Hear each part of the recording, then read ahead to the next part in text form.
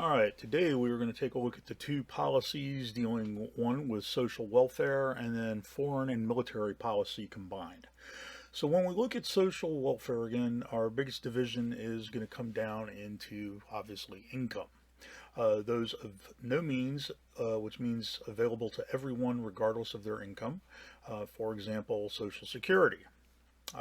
Or means tested, available to some that fall below a certain level of income. In other words, if you fall below the poverty line or you get unemployment because you're fired, that would be a means tested example.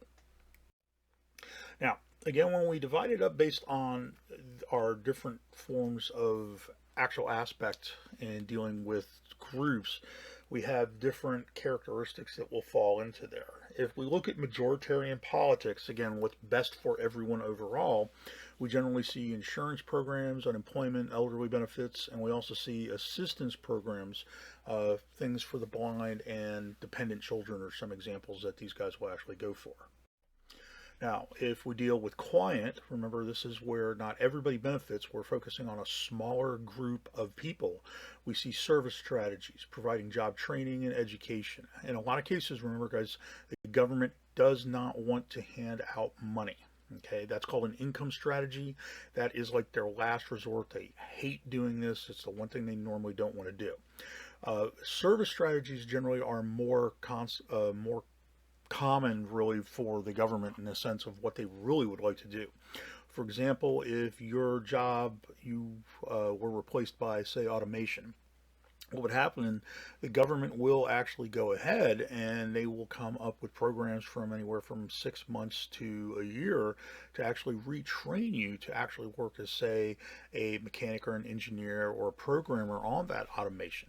Again, the big problem is, though, that reality aspect of not actually having the wealth for that particular given time, which is what really hurts people. And that's what really causes a lot of the problems when dealing with stuff like that. Okay, when we look at U.S. welfare, these are generally the common precepts that we normally end up seeing, is that mainly policies promotes helping the deserving poor.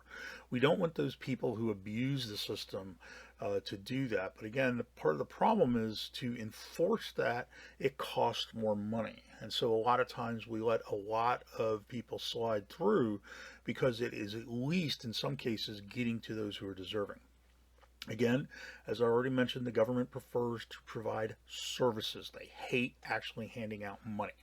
And very rarely do it with the exception of unemployment checks or Social Security. We also see that the national welfare on the large scale level began essentially with the Great Depression in 1935. And again, that becomes that watershed mark where, again, everybody expects the government to start providing more aspects and doing more services for the nation as a whole. Now, again, federalism has actually shaped welfare. What's also interesting is when we look at religion, we see charitable choice refers to four federal laws passed since the 1990s, specifying the conditions under which nonprofit religious organizations could compete to administer certain social delivery and welfare. Now, what happens in this case, religious groups are allowed to do it provided they don't necessarily promote their religion. And again, what happens is it generally tends to be beneficial for them, and a lot of them comply with this, where they don't openly promote their religion, but because of the charitable aspects, people are then drawn to the religion. And that's okay, and it has been upheld in court. Now, as we switch over to foreign and military policy, let's just go through some of the basics.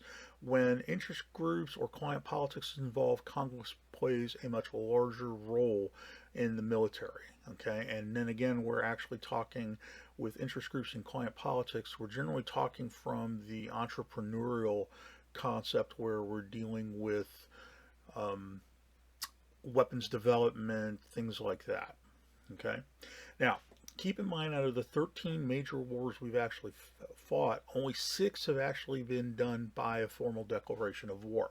So again, this is something that a lot of people don't actually realize, that, in a lot of cases, we really haven't declared a lot of wars per se. Again, Korea, Vietnam being police actions. Okay, now the way that the president can be checked on his foreign and military policy, and again, the biggest one of all is Congress, remember, controls money.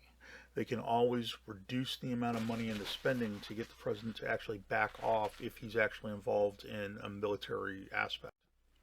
Now, the big one that came out was what was known as the War Powers Act, and this was essentially done as a result of Vietnam.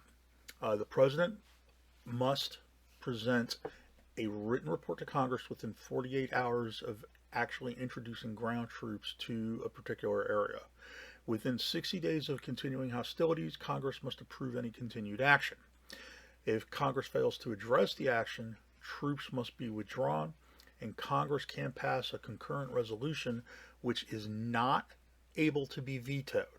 Okay, this is one of the very few things that the president is not able to override with a veto, and the president must comply by law. All right. Another one came from the court, which was the Immigration and Naturalization Services versus Chadha. This struck down the legislative veto and has also made the War Powers Act questionably unconstitutional.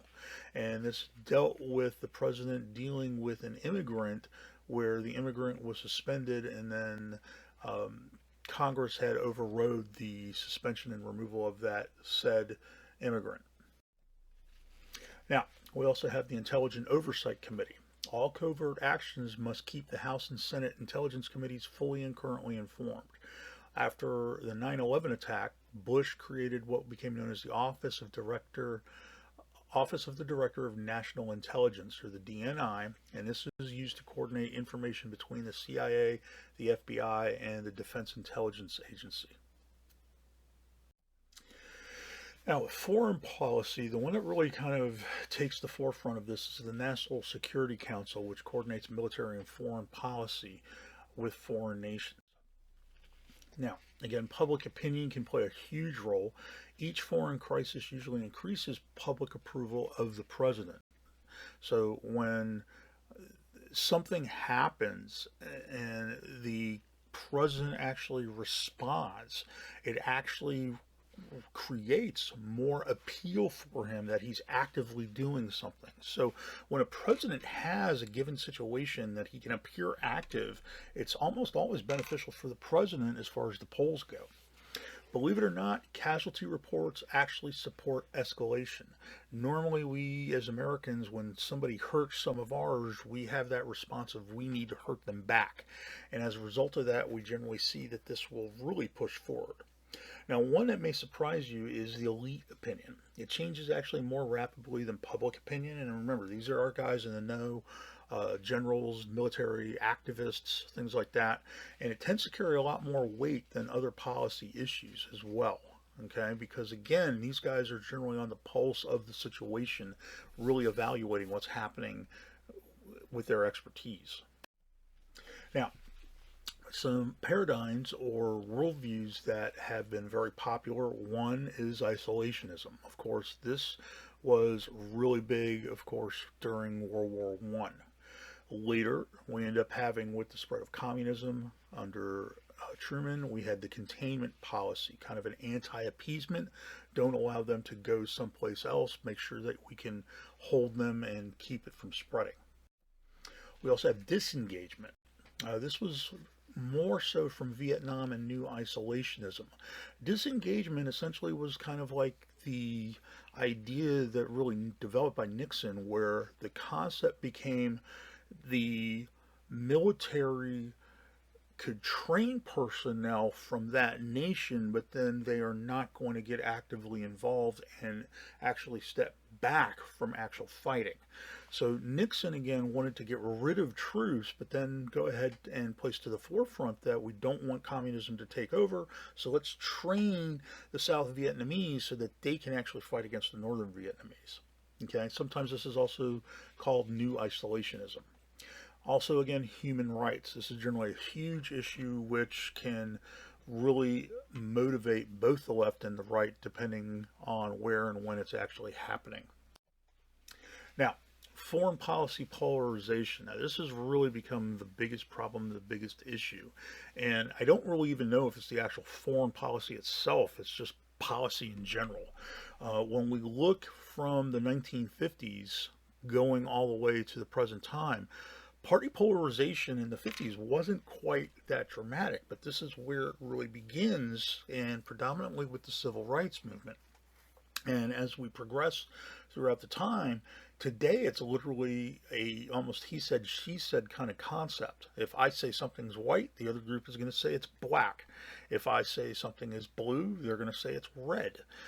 Literally, the gap has just become wider, and it's created a bigger issue than anything else and caused more problems really within the country itself today. Now, when we do use military force again, we need to look at where it's coming from. When it's majoritarian, in other words, when we're trying to, again, appease the most people, military exists to defend the country and to help other nations defend themselves. That's generally the popular view. If it's client based, the military exists to keep the military industrial complex functioning. In other words, in this case, we're appealing to the arms makers of the country. Okay. When we do look at the defense budget, we have a whole bunch of different areas that we need to actually take a look at. One is personnel. These are actually our women and men fighting for the country. Then we have big ticket items, and these generally go into two categories. We get cost overruns, and this is where the price exceeds what was estimated. And one of the reasons for this is because of gold plating. Gold plating is a term used by the military where they actually ask for the best of the best of the best. In other words, the top concept of anything they can get. And mainly the reason they're doing that is they know that they're not going to get all they want, so they overestimate, hoping to get as much as they can. And if you take a look, this will give you an idea of the USS John C. Stennis aircraft carrier. The carrier itself was $4.5 billion for its creation, just to give you an idea on a big ticket item. Now, readiness, this is where we get a big problem. This has no constituency and few congressional defenders. And what we mean by this is training done to the personnel. In other words, part of the problem is when we train personnel, it actually costs money to specialize them in doing something specifically. Like if we're going to train a group to actually be insurgents to go in and do kidnap rescuing, that's a situation that doesn't happen all the time. And as a result of that, what happens is it is generally super expensive, and it's normally the first thing that Congress will actually cut a budget to. And again, this is normally done as a gut reaction. If, let's say, for example, if we go back to the Tehran hostage situation in the 1980s, we didn't have anybody. So what happens is Congress authorizes the spending, they train these guys, and then as a result, they go in, they do that, but then they're done. Well, there's no need for it anymore, so now we cut the budget on that. And what happens is you can literally spend hundreds of thousands of dollars on specialized personnel. And again, the problem is, what if that guy leaves the military service and goes into the private sector? And again, this is one of the areas that Congress really, I don't want to say frowns on, but it's the one that really is the most expensive, but it doesn't have true longevity. Now, one that is big but does have a lot of constituency, and I really didn't explain that with the last slide. If we look at the last slide again, there's no telling where the individuals are coming from who are being trained in the specializations. So it's really hard to nail down one particular area. When we compare that to bases, we get a lot of congressional defenders because bases are a physical, tangible aspect that will appear in a city. And what happens is the military personnel go to the city in their off time, and it generates revenue. So because it generates revenue for a local area, we have a lot of congressmen willing to fight tooth and nail to keep military bases located where they're actually at. This has led to what's called the Base Realignment and Closure Commission, called the BRAC. It consists of private citizens, and what happens is they actually evaluate the needs for bases in those particular areas. And again, they kind of do it on a level. They look at all of them and determine, like out of, say, 200 or 2,000, they say that we need to cut, like, say, 100.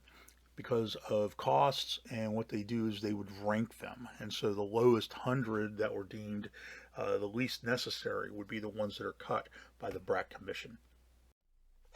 Now, when we go to terrorism, of course, this has really gotten big, particularly for the United States since 9/11. Really, for the most part, we have been able to stay away from a lot of the terrorist disputes that have plagued Europe over the years.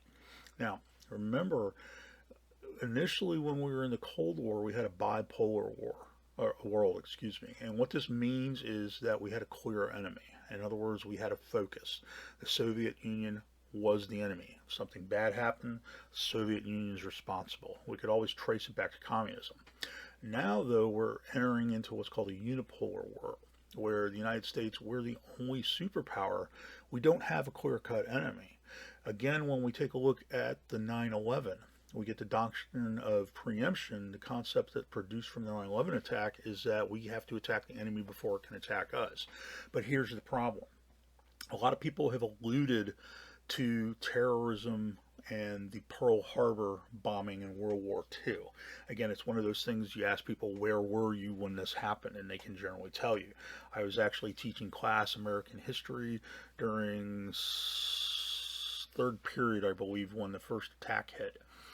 The point being here is that we in World War II knew who the enemy was, Japan. Okay, if we looked at Osama bin Laden is actually Saudi Arabian, but he had been cut off from the Saudi Arabian family. He had been defending in Afghanistan, and again, remember, he was eventually found in Pakistan. There's no clear-cut target, and this really becomes the problem with terrorism. We don't really know who the actual enemy is.